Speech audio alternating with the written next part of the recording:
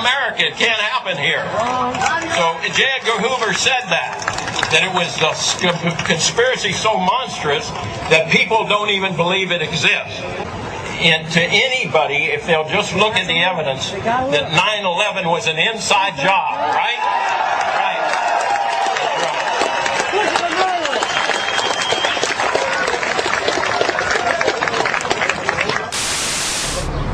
A lot of you thought that Katrina was an accident. When there's people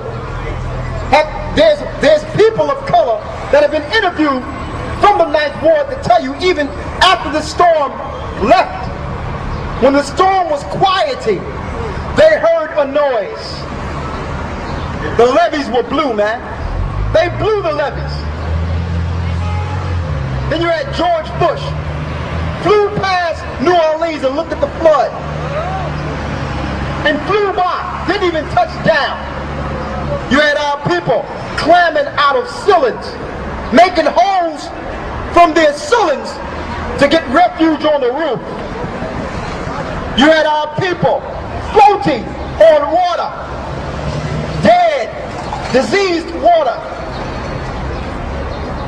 Had us living like caged animals as refugees, publicized for the whole earth. You didn't even call these people Americans. You called them refugees. And by calling them refugees, they had no American rights. Under the Constitution, they were not allowed to leave their area. Those that could escape tried to go over a bridge and were stopped by deputies. This was a test for what they're going to do nationwide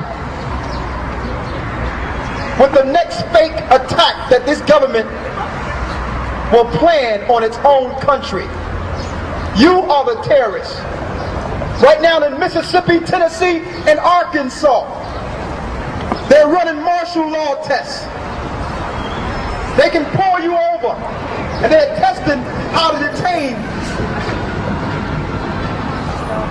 people under martial law.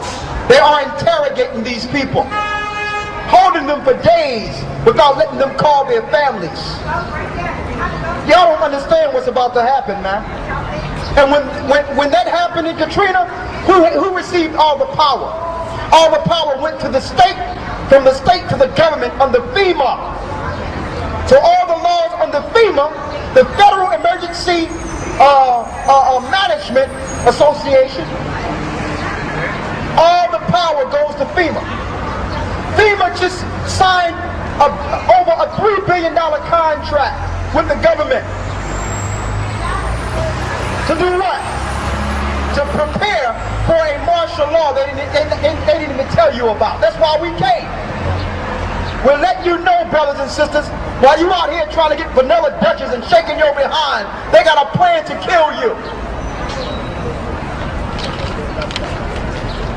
You notice in the 90s, they took bars, they put bars on all your subway systems.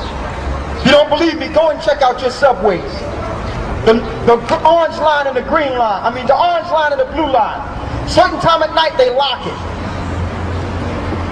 In a state of an emergency, they're going to, the U.S. Army and Blackwater will come to your neighborhoods and escort you to your trains and lock the doors.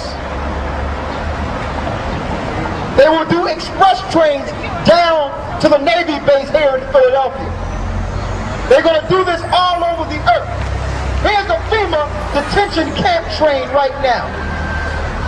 It's 3 stories high. Why do FEMA have this train? Why are they not telling the American public what these trains are all about? You think the Jewish Holocaust was something? That was child's play compared to what they're going to do to you. Another thing, hold this for me, brother. Somebody tell me why I'm looking at, apparently all contingency are being taken care of. Photographers have snapped pictures of an estimated 500,000 plastic coffins in Georgia. Why do they have plastic plastic coffins waiting in the middle of nowhere.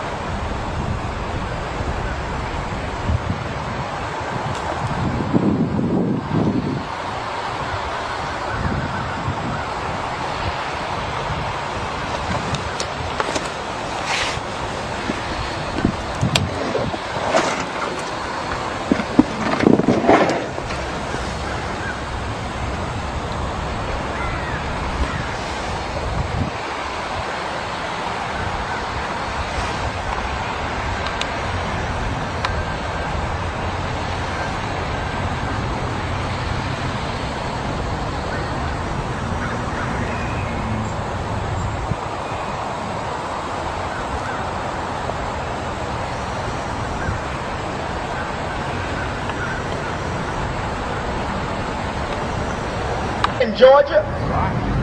Huh? We're going to show you.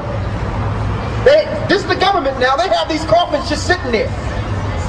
People have snuck in and took pictures of the army planning a mass slaughter on their own people. On their own people. I'm going to read this. It says the United States government have what they call a red or blue list. Those on the red list will be woken up at 4 a.m. and taken to the camps and probably killed. There's concentration camps. In 1984, under Ronald Reagan, he signed a bill that turned the King Alfred Plan into Rex 84. I don't know if in your work at the NSC, were you not assigned at one time to work on plans for the continuity of government in the event of a major disaster?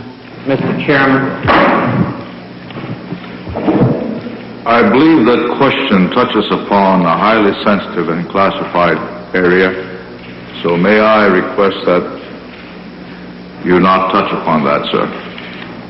I was particularly concerned, Mr. Chairman, because I read in Miami papers and several others that there had been a plan developed by that same agency, a contingency plan in the event of emergency that would suspend the American Constitution. And I was deeply concerned about it and wondered if that was the area in which he had worked. I believe that it was, may I most respectfully request that that matter not be touched upon at this stage. If we wish to get into this, I'm certain arrangements can be made for an executive session.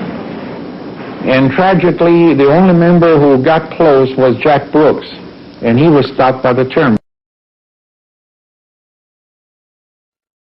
A shadowy government with its own Air Force, its own Navy, its own fundraising mechanism, and the ability to pursue its own ideas of the national interest, free from all checks and balances, and free from the law itself. Even President Clinton talked about the shadow government as seen in this transcript. Unfortunately, the actual audio is near impossible to find. His actual quote was, "Sarah, there's a government inside the government and I don't control it." That's pretty, point blank, don't you think? Yet nobody raised any questions whatsoever when he made that quote. I would have, if I was there, asked many questions following that.